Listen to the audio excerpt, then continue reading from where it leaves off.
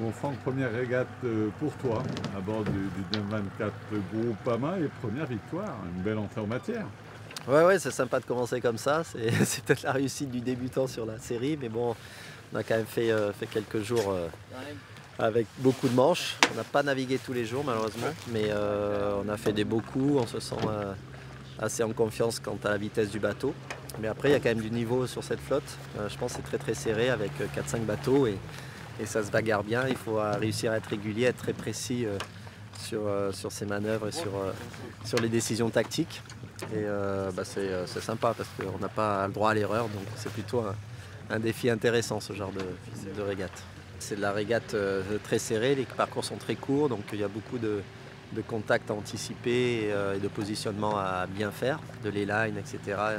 à bien faire c'est ceux qui en font beaucoup et qui ont une expérience là-dessus qui s'en sortent le mieux. Vincent, c'était vraiment le leader l'an dernier de ce bateau-là. Il reste encore vraiment dans les premiers.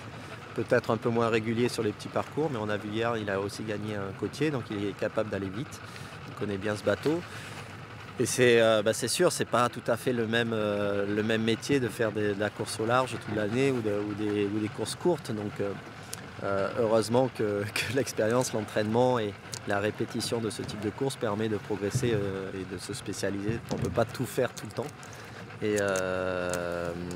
Et voilà, mais je pense qu'il y en a certains qui s'en sortent de toute façon quand même bien, comme Vincent, et qui le reste du temps fait de la course au large. Donc voilà, c'est pas si cloisonné que ça, mais comme dans tout le sport, toutes les séries, plus on en fait, plus on progresse.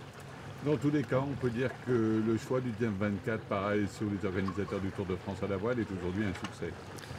Ouais, c'est un succès quand on voit le nombre d'inscrits déjà au Tour, quasiment 30 bateaux, c'est vraiment bien. Et puis finalement, on prend quand même vraiment du plaisir à naviguer de cette façon-là, avec ces bateaux-là. Donc je pense que c'est une réussite.